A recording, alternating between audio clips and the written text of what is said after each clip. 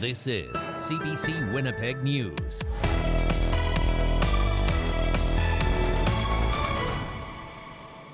Good evening. Thanks for joining us. The upcoming presidential election in the United States is triggering renewed concerns about security along the Canadian border. Today, officials from both countries explained how they'll be working to prevent irregular and illegal crossings. CBC's Cameron McIntosh has the details.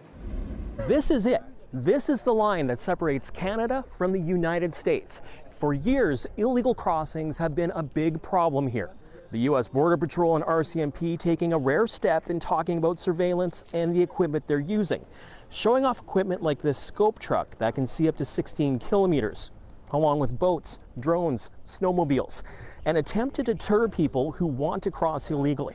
Our goal as for the integrated border enforcement side in the RCMP is to make sure we want to know who's coming into Canada and what threat they may pose. In 2022, the Patel family, a young family of 4 from India, froze to death trying to cross from Manitoba into Minnesota. In 2016, 2 other men lost their fingers and nearly froze to death trying to cross from the U.S. into Canada. Now, crossings here spiked in 2018 when then President Trump spoke widely about deporting illegal immigrants. Rhetoric that has returned to U.S. politics with an election booming, both candidates talking about cracking down on illegal immigration. We have a job to do, and we're going to enforce the law at the border. We're going to enforce border security. Now, it's not clear whether politics will drive another surge of migrants here, but there are smuggling rings active on both sides of the border with people crossing both ways. The message here, there are eyes on this line. Still, crossing it illegally can be deadly. Cameron McIntosh, CBC News on the Canada-U.S. border at Emerson, Manitoba. Sports fans and concert goers can expect to see some changes when they enter some Winnipeg venues this season. Whether it's taking in a Jets or Bombers game or heading to see your favorite artist, metal detectors are being replaced with artificial intelligence systems. But one expert warns the tech may be trading security for convenience. CBC's Mike Arsenault has the details. No more emptying your pockets when you go to Canada Life Centre. To AI so people don't have to wait long in line. The bottleneck that was created was going through the security process, so we want to elevate their experience when they get here. It's also a much more welcoming experience when they're coming in through those doors. The detectors at Canada Life Centre are made by Evolved Technologies. House says they tested the tech at some concerts and preseason Jets games before putting it in place permanently. Now when you come to the Canada Life Centre for a hockey game or an event, you might not even notice that you've gone through security. But if you have something you're not supposed to, this machine's going to know about it. Princess Auto Stadium is using similar AI technology. In a statement to CBC, President and CEO of the Blue Bombers, Wade Miller, says fans no longer need to empty their pockets or remove items from their bags or purses, allowing for a smoother and more efficient entry. The Winnipeg Football Club is the first to use this technology in Winnipeg and across the CFL. HSC did a pilot project last summer using AI screening at emergency entrances. Shared Health won't say which company they used or if it was successful. IPVM, an American research firm that covers security technology, says AI technology isn't perfect. It says AI scanners trade security for convenience. The pitch that Evolve makes is not that it's better at finding weapons, but that it's better, they claim, at ignoring things that aren't weapons. In the U.S., Evolve Technologies is facing a class action lawsuit for allegedly misleading the public about the effectiveness of its products. House says their AI scanners are working well at Canada Life Centre. Lots of buildings are going in this direction. House says the contactless screening technology is already set up in 10 other NHL facilities, and Evolve is used in hundreds of facilities worldwide. Mike Arsenault, CBC News, Winnipeg. Manitoba's children's advocate says more needs to be done to help families prevent sleep-related infant deaths. In a report released today, it found between 2019 and 2021, there were 48 sleep-related infant deaths in Manitoba. 81% of those were Indigenous, 64% were in overcrowded homes, and 33% happened in homes without access to safe sleep surfaces. Advocate Sherry Gott says there was another alarming statistic. These deaths were overwhelmingly located in pockets of the city where the average household income is lowest. This is no coincidence. Indeed, this finding demonstrates the stark reality that low socioeconomic status is associated with sleep-related infant deaths, and this is wholly unacceptable. Gott is calling on the province to take concrete, targeted steps to improve the social determinants of health for all Manitobans, as well as ensuring families have access to information around safe sleeping. Winnipeg police are looking for 3 people after a woman and her 16-year-old daughter were stabbed on a city bus. It happened Monday evening just after 6 on Portage Avenue near Valor Road.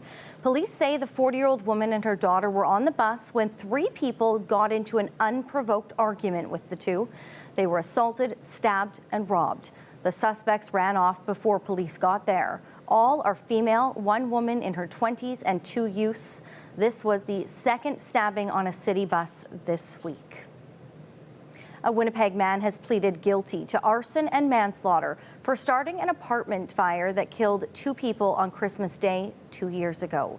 CBC's Caitlin Gowerluck was in court and has more. It's been almost 2 years since a deadly fire broke out at the Winnipeg apartment building behind me. Today, the man who started it pleaded guilty. Ethan Powderhorn says he was smoking a drug called Down and using a propane torch on his mattress, but knocked over the torch when he passed out, which set his bed sheets on fire. It spread quickly, filling the whole floor with black smoke. 2 of Powderhorn's neighbors, 63-year-old Roger Glenn Doblege and 70-year-old Suzanne Helen McCooey, later died of smoke inhalation. 4 others were sent to hospital. Court heard Powderhorn also set another fire at the building the same night, and several others in and around different garbage bins in the days and weeks before. Powderhorn, who's 28, has fetal alcohol spectrum disorder and a brain injury. He was described as a vulnerable person who needs help living on his own.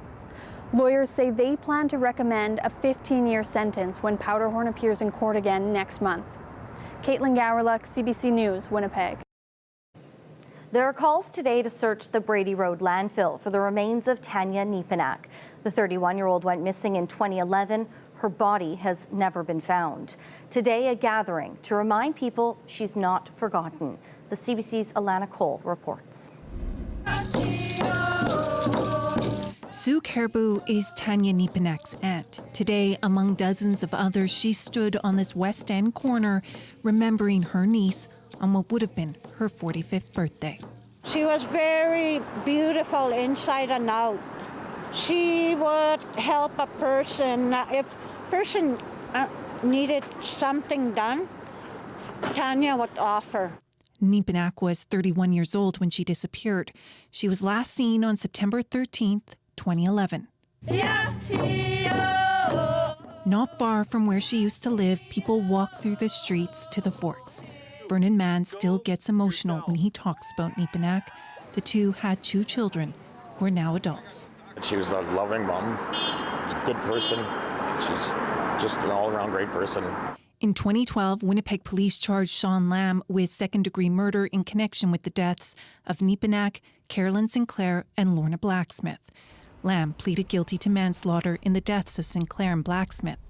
But the charges in Neepanak's case were stayed. Police believed her body may have been dumped in the Brady Road landfill. They searched for 6 days back in 2012. Her body was never found. Caribou wants another search for her remains. We're not giving up, but it's really hard to live without that closure, not knowing where she is. I think all the landfills should be searched. At the Forks, people gathered for a feast to write her messages to celebrate her birthday. Happy birthday, dear Tanya. Caribou says she and her niece used to sing together. It's one of the memories she holds on to. Alana Cole, CBC News, Winnipeg.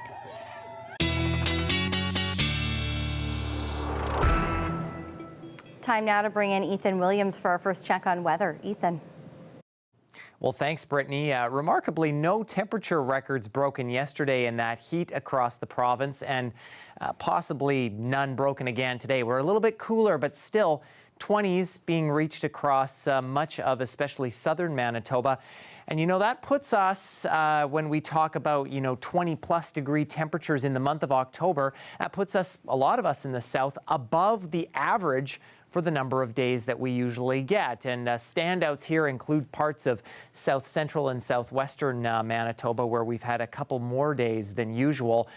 Tomorrow, I think the 20-degree weather comes to a bit of an end, but it's still going to be a nice day, starting out with mostly sunny conditions at 8 a.m. Temperature already jumping to 12 around noon under the sunshine. A little bit of cloud building back in for 4 o'clock. I think mid-teens is where we'll make it for much of us in the south tomorrow, but still, like I say, pretty nice day. I'll have your full provincial forecast, Brittany, coming up. Coming up, a Winnipeg woman is calling for asbestos testing companies to be licensed after getting conflicting results. Stay with us.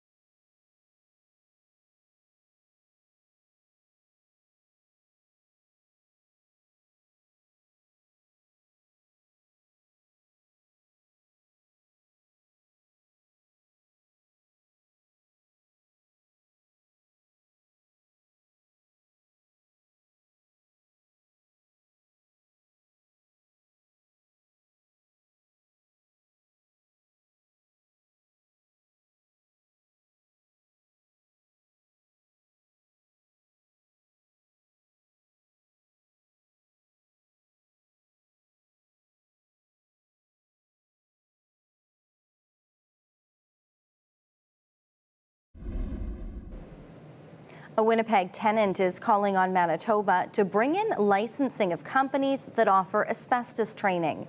Her concerns come after there were conflicting test results for asbestos at her rented home before renovations were to be done. Virulin Kubanek reports. Aurora Chase rents a unit in a fourplex house built in the 1960s, at a time when asbestos was widely used in a range of building materials. The water damage on the ceiling had been right about there.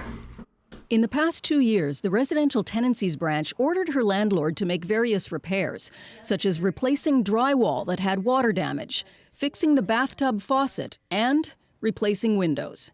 In 2023, the property manager sent a representative to get samples for asbestos testing.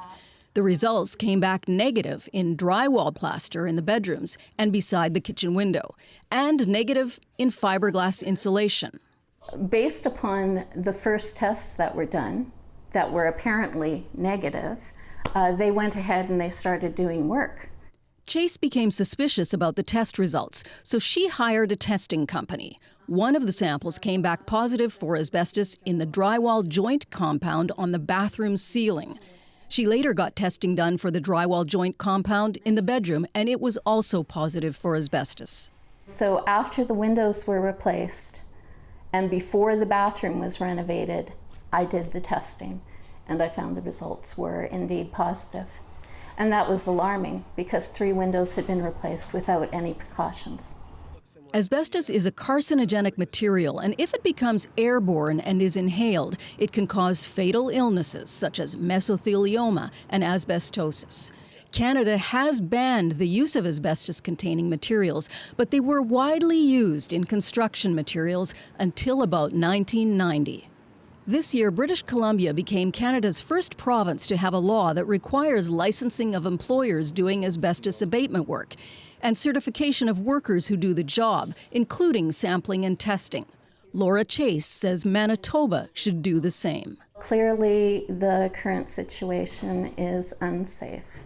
It was unsafe in my case, and the fact that there's so little accountability because there is no license. A person can't lose a license that they don't have in the first place.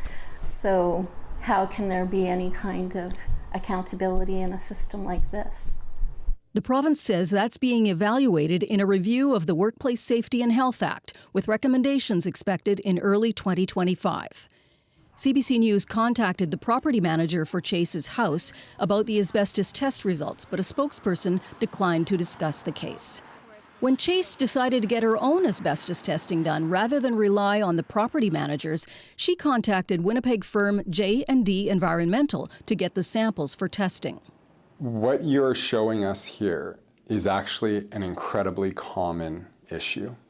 Daniel Kolba is founder and president of J&D Environmental, as well as Duracan Laboratory Group. He has about 20 years' experience in asbestos work and consulting. You get false negatives quite often on sites, and this is where you want competent people or consulting firms that actually know how to collect the sample, know where those samples should be collected from, and get you the most authentic data possible to determine if there's asbestos in it. Kolba says it's important to make sure the sample collection for asbestos testing is always done by an independent third-party company rather than by the contractor who will be doing the renovation work. Virulin Kubanek, CBC News, Winnipeg.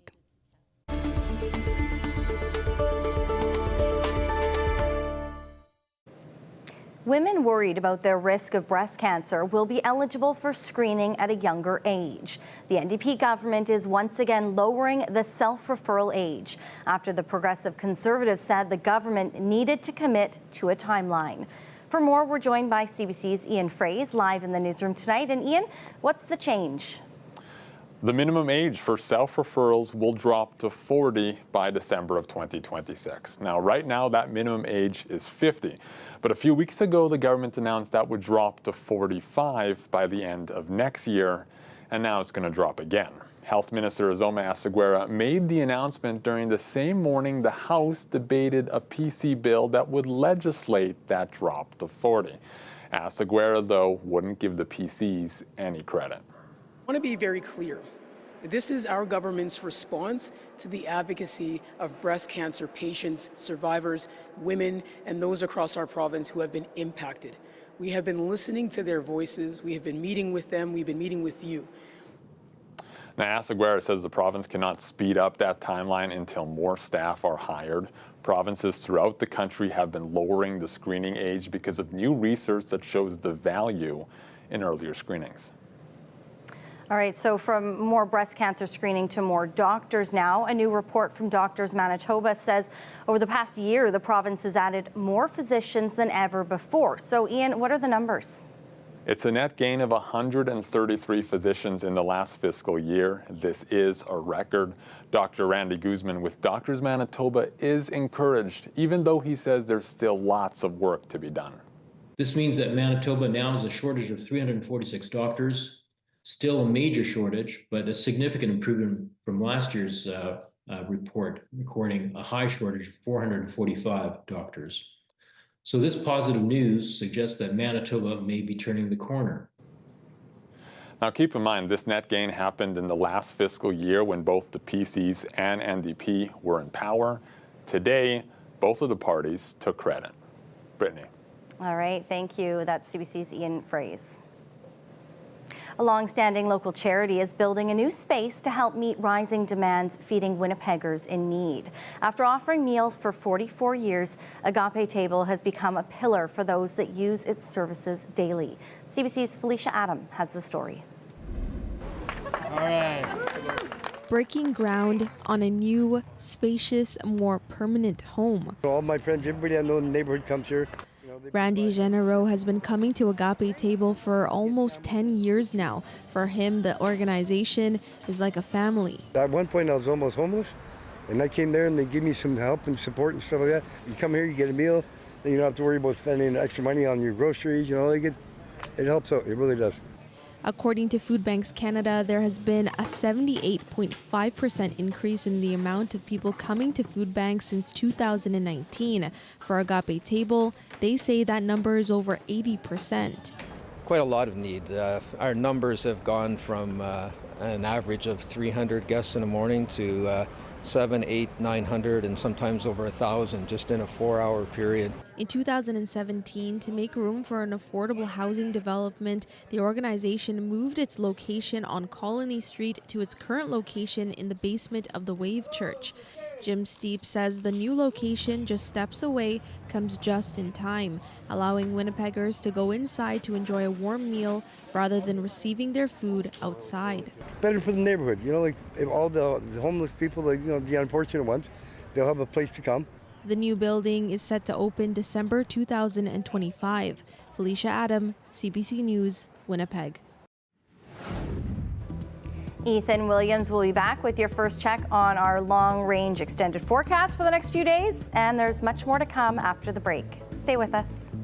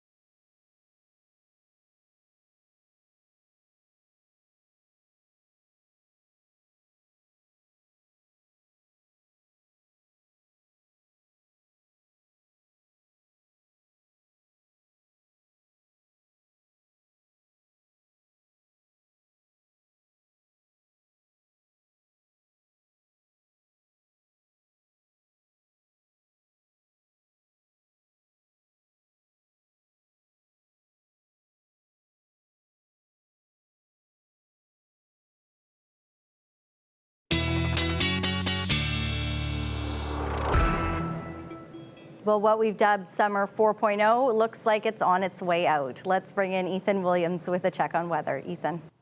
Well, of course, a little bit of a change to our weather today from the past couple of days of the sunshine. We've had some more cloud starting to move in and a few sprinkles kind of along southern parts of the province. For Winnipeg, we're catching just a few showers kind of on either side of the city at times today.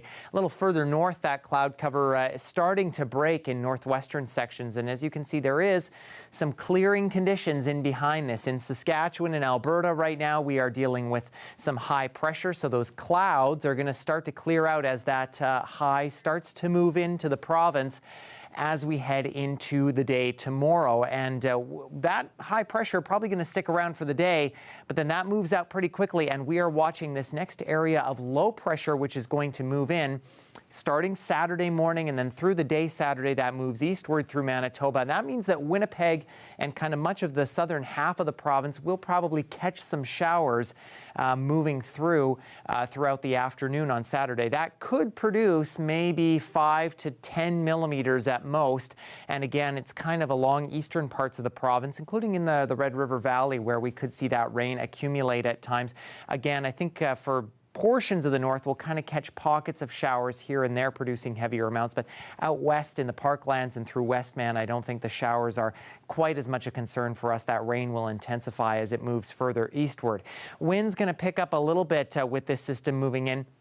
Maybe a little bit picking up even overnight tonight, but then as a high pressure moves in tomorrow for that nice sunny day, we're looking at calmer winds. And then even on Saturday, as that low starts to move in, we'll see winds pick up from time to time, but shouldn't be, anything too extreme in terms of gusts or anything like that. So tomorrow, great one to take the dog for a walk. And Gracie says, well, the sun's out, tongues out as well. Thanks to Andrea for sending in that photo. A reminder, you can send your photos anytime to talkback@cbc.ca. So tomorrow we'll start the day in the single digits at 8 a.m. But again, lots of sunshine going to be on the menu for the day. Already over the 10-degree mark by noon, and by the afternoon, probably getting around that 15-degree mark. A couple of breezes here and there, but overall, should be a fairly nice day. I'll have a full look at your tonight and tomorrow provincial forecast, Brittany, coming up in a little bit. Thank you, Ethan.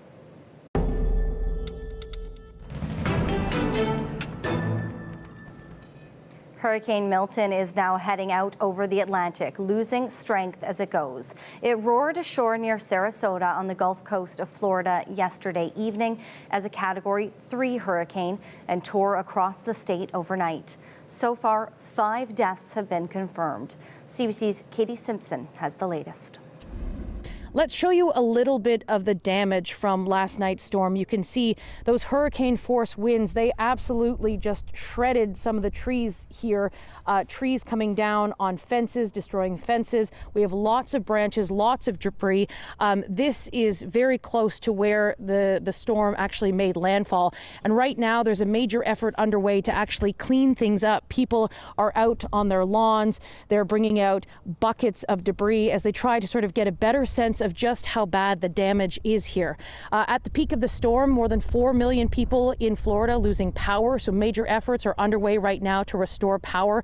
But people who live in these communities, they are really reeling after this moment, because this community that we're in right now, it was actually hit less than 2 weeks ago by Hurricane Helene. It was loud. The power went out early, I'd say about 6:30, blue flashes everywhere, and the wind started blowing. I think we got the first eye wall, and then the second. I think it was windy till about 3:30 this morning.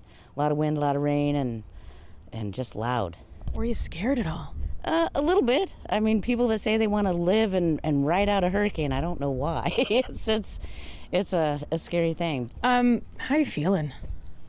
Exhausted, but ready to rebuild and get the house back to normal. That's why the first thing I put up was the flag. So we're not afraid around here, and we're all helping everybody. Search and rescue efforts remain the priority. They are actively underway. If there is any sort of good news out of this, we heard from Florida Governor Ron DeSantis, who says the worst case scenario didn't play out. The storm did weaken before landfall, and the storm surge, as initially reported, has not been as significant overall as what was observed for Hurricane Helene. But that said, Hurricane Milton still carved a deadly swath of destruction that is going to take weeks, if not months, to recover from. Katie Simpson, CBC News in Palmetto, Florida. UN peacekeepers in Lebanon are accusing Israeli forces of firing on them. They say there have been 3 incidents since yesterday. The charge came on the same day as the latest in a string of controversial attacks involving schools in Gaza. The CBC's Crystal Gamansing reports. There was an airstrike on a former school turned into shelter for displaced people. We can show you some images captured by a freelance cameraman hired by CBC, really showing the chaos and disturbing nature of that scene. As you would expect from a displaced people's shelter, there were adults and children being housed there. Israel Defense Forces saying that it was a targeted strike, that Hamas was using that compound as an operations center and operations that were being organized that would put the lives of Israeli soldiers and Israeli citizens at risk. They are also saying that they took steps to mitigate the risk to civilians, that they used precision munitions, that they used aerial surveillance and extra intelligence for that strike. There was also a strike in Gaza City. This one was on a clinic. Again, it was a clinic being used as a shelter for displaced people. You saw a number of people going into the rubble, trying to look for survivors. In that incident, there have been a number of individuals wounded, rushed to hospital, which is again another issue because the hospitals are just so challenged to deal with these sort of injuries. In the meantime, across the border in the conflict in Lebanon, there is a new issue being raised, this time by UNIFIL. Those are the peacekeepers that maintain the blue line, the division line between Israel and Lebanon. Those peacekeepers have been reportedly fired on 3 different occasions. And UNIFIL put out a statement reminding all parties, including the IDF and all actors, of their obligations to ensure the safety and security of UN personnel as well as property. 2 UN peacekeepers were injured earlier, and they are still currently in hospital. Crystal Gamansing, CBC News, Jerusalem. Tennis superstar Rafael Nadal is retiring. The 38-year-old's announcement came in a video on social media. Tiene un principio y un final. In this life, he said, everything has a beginning and an end. Nadal's career will end with 22 men's Grand Slam tournament wins, second only to Novak Djokovic, including a staggering 14 at the French Open, where in 116 matches, he lost just 4. Nadal said retirement was a difficult decision, but that he could no longer play without limitations. His final tournament will be next month's Davis Cup in his home country, Spain. Social media may not be the best source for specialized information, but it remains popular nonetheless. And now researchers are trying to determine the impact of its videos in one very popular area, personal fitness. The CBC's Jennifer Yoon reports. Cameras and tripods between the weights. An influencer-friendly gym. Me, when I was bigger. For years, as she lost weight, this woman says she was an avid consumer of Fit Talk. I would look at TikTok influencers in the fitness industry and kind of feel like that's the kind of life I wanted to live. Now she's the one posting, and fitness videos like hers get huge numbers of views. Here's everything I got to eat today on Bikini Prep. But researchers who analyzed some 200 TikTok videos from fitness influencers say 60% were misleading or harmful. If you're not doing lymphatic massages every morning, this is why you're bloated. They say 95% of those posting did not show relevant credentials. The reason you have a pancake ass is because... And they estimated about half the videos objectified specific body parts of both men and women. On TikTok, you don't have to search hard for content. It just gets offered to you. And the tone and framing often makes it feel like you have a personal connection with the poster. It's almost like just another friend telling them rather than a random person on the TV or in a magazine. The impact of these videos may not be clear, but a different survey published last year found that time spent with this kind of content really can influence how young people feel. If you're not muscular like the images that you see, it's also been associated with body dissatisfaction because you're not meeting the ideal standards that you're seeing online. But health tips online don't have to be negative. A team at Harvard University tried an experiment with mental health influencers, giving them information kits plus virtual and in-person training. They do indeed take that information up and work it into the videos. He thinks a similar model could work in fitness. For viewers, some common sense advice. Moderation and skepticism are key. I kind of take everything with a grain of salt. Even for the influencers themselves. Jennifer Yoon, CBC News, Toronto. A rare pastel work by Impressionist master Claude Monet has been returned to the descendants of its rightful owners, more than 80 years after it was stolen by the Nazis. A Jewish couple stored it in a warehouse to be sent to them after they were forced to flee Austria by the Nazis in 1938. But the Monet and their other artworks were seized by the Gestapo and vanished. The couple's granddaughters were reunited with the missing Monet this week after the people who bought it at an exhibit in 2016 realized it was listed by the FBI and returned it to them. The 18 by 28 centimeter pastel called Bord de Mer dates back to 1865 and features a scene from France's Normandy shoreline. Still ahead, vibrant autumn colors on full display. But is climate change disrupting fall foliage? We'll find out what one expert thinks after this short break.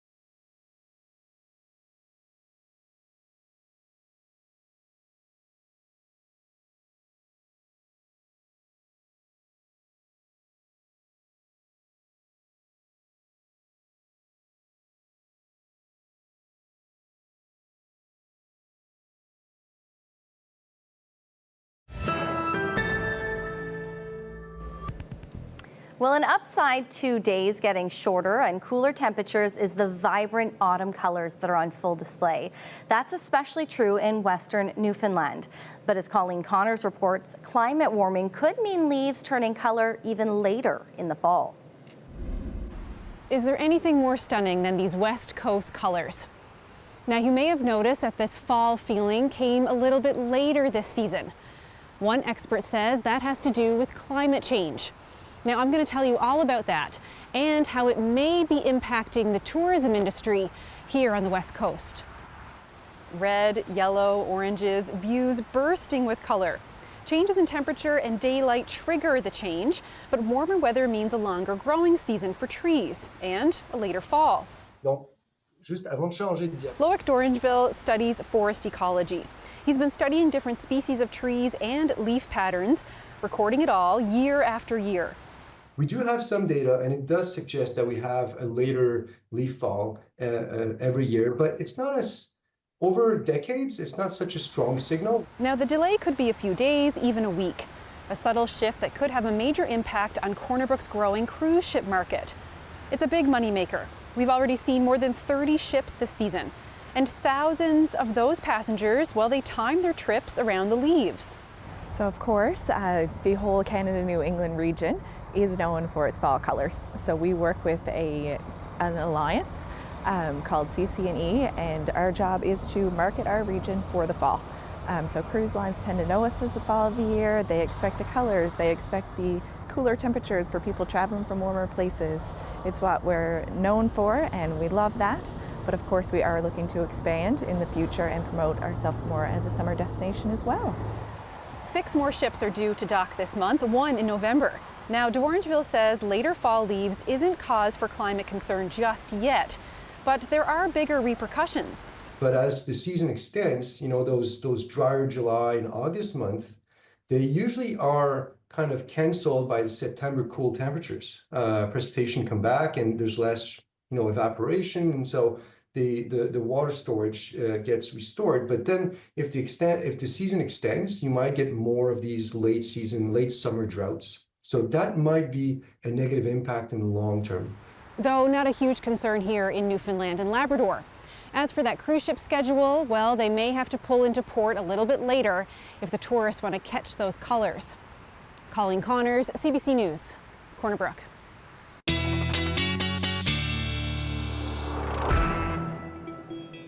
Well, it's not just the changing colors of the leaves and trees that Manitobans have been seeing lately, but those who stay up and look up in the sky have been noticing the beautiful northern lights. I go to bed too early, but Ethan is going to tell us whether or not we might be seeing those again tonight. Ethan. Well, another powerful solar storm tonight, Brittany, is going to make Aurora viewing pretty good, I think. And that KP index, which kind of measures how strong the Aurora will be, picking up to between a level 7 and 8 as we head into the evening hours. We haven't seen levels like that in quite some time. And we've had some really nice Aurora, even with lower levels just within this past week. That means that the Aurora, once again, likely going to be visible within the cities. You don't have to go very far out of town, and could be as visible as soon as we kind of hit the maybe 8 o'clock or 9 o'clock hour, as soon as darkness hits in some areas. And the good news is, well, some of us will be clearing out as we head overnight tonight, especially if you're in western sections of the province. Going to be a nice night to view that Aurora. Even around Winnipeg, I think the clouds will begin to clear kind of into the later evening hours, so you won't have to stay up too late to see the Aurora. Temperatures, of course, in the clearing could get near freezing at times in parts of western Manitoba, but will be closer to 10 degrees on the eastern side of the province with a little bit of lingering cloud cover. Up north, temperatures also kind of in that freezing to +5 range. Again, I think we're looking for a mostly dry night up north, and then getting into tomorrow again, we're starting on a mostly clear note. Those temperatures will pick up pretty fast. This is nice and warm for this time of year in northern Manitoba, some of us getting over 10 degrees, and into the afternoon, maybe even mid-teens in places like Flin Flon and the Pas, further closer to that Saskatchewan border. But a nice dry day after some rain and some cloud cover through the day today. Starting sunny at 7 a.m. already in the south of the province, and then picking up into some of us near 15 degrees already if you're in parts of the parkland.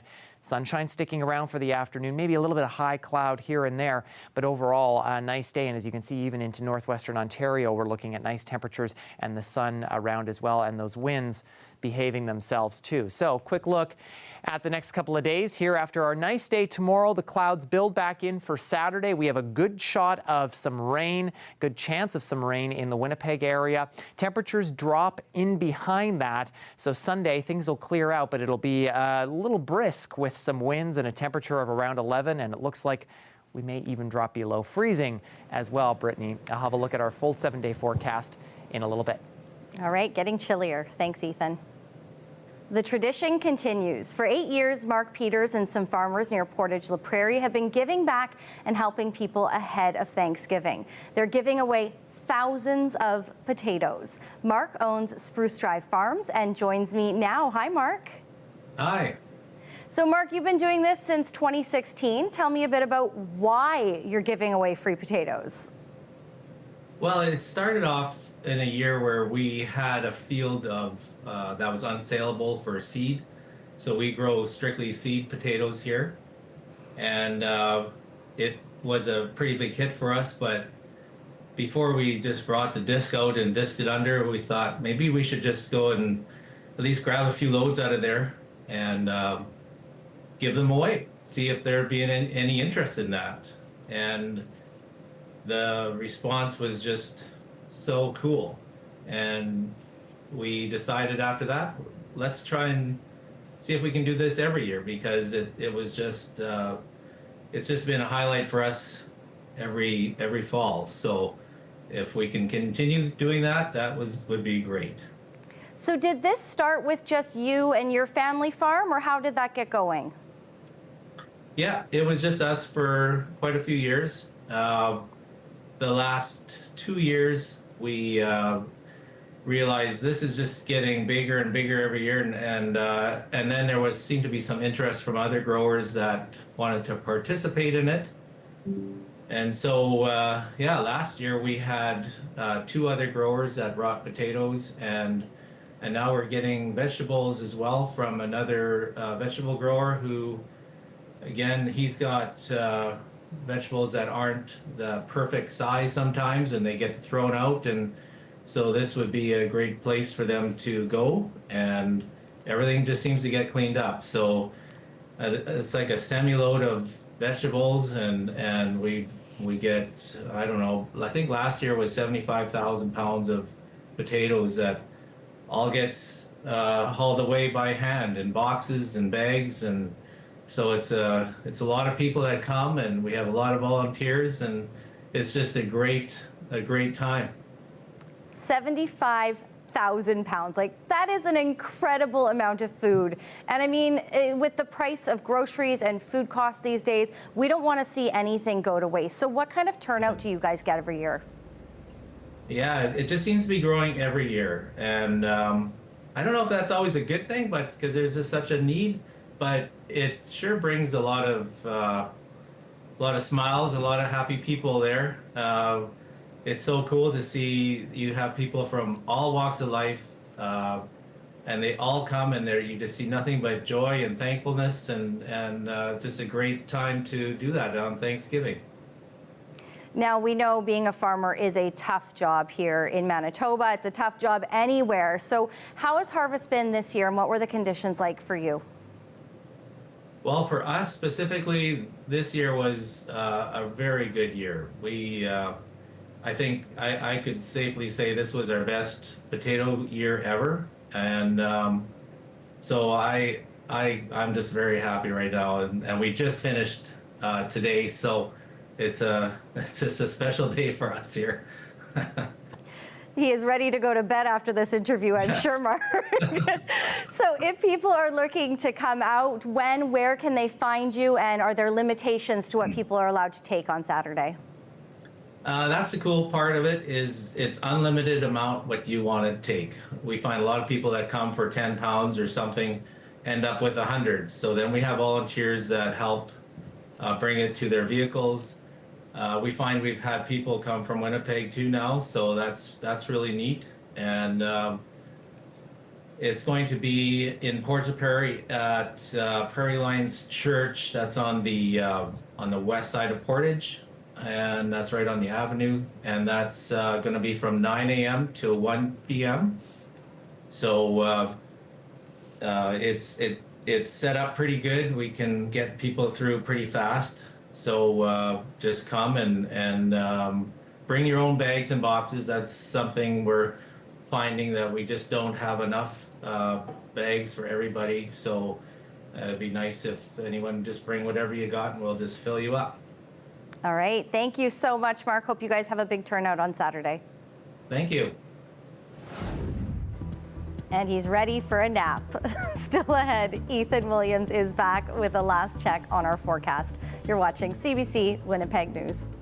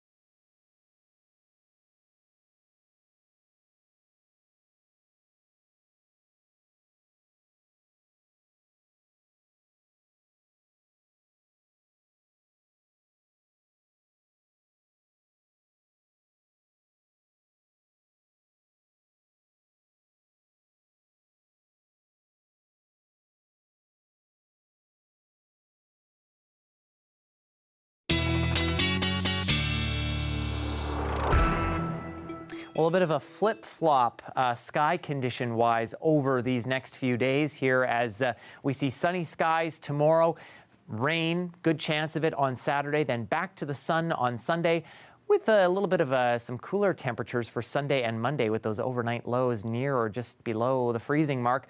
But then look at this. We get another wave of warm weather as we head through the rest of the work week next week. Could be picking up to above seasonal conditions, mid-teens for Tuesday, Wednesday, Thursday. A little bit of a breeze on Tuesday, nice for Wednesday. And then I think Thursday we do have a shot at some showers once again. But overall, Brittany, conditions looking pretty nice. And the Thanksgiving long weekend looking like it's going to be a fairly nice one as well.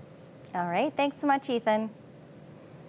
Well, the Winnipeg Jets won their first regular season game last night, defeating the Edmonton Oilers 6-0. The home opener is tomorrow night, and fans are ready for it. The Jets season just started. How are you feeling about the season? Well, a lot better this morning than I was yesterday, to be honest with you. That win was unbelievable. It was an absolute slaughter of what's considered to be the Cup favorite this year, so I'm happy. You know, we've been doing pretty good, and I know last year we were so close, but I'm very excited to see where it takes us this year, honestly. Since you did watch a game, you probably heard the announcers, and you heard that they were pretty dismissive of our chances this year. I hope I can watch them eat their words all season long. It's classic Winnipeg underdog story. Everyone counts us out, and then we do good, and we'll see how the year goes. You never know when it comes to playoffs, and we got to get there. But I think we have a better chance than most people are letting us believe we do. Us being underestimated might be our advantage, you know. They underestimate us, but in reality, we're actually a pretty strong team, and we want to be, right? They have to give them the time to prove themselves, and we have a solid team this year. We've got a solid line, and we've got the stability that we need and the depth that we need also on defense. What do we need to do to make the playoffs this year? Honestly, I think we just need to put the full effort into our defense and our offense. Stay disciplined, and they have a good vision for the game. We need to keep playing like we did yesterday. We're a team first mentality. We don't have the big superstars like other teams do necessarily. We work best when everyone works together as a team and plays within the system. So I think if we can maintain that, no matter who's in the lineup or who's out of the lineup, then we'll be fine. Our Jets taking the ice tomorrow night for the home opener this season. Tonight, if you get any of those beautiful Northern Lights shots, please send them my way. I'm going to try to stay up and see them as well, but you can send those in to talkback@cbc.ca. I'll see you back here tomorrow night. Have a wonderful evening.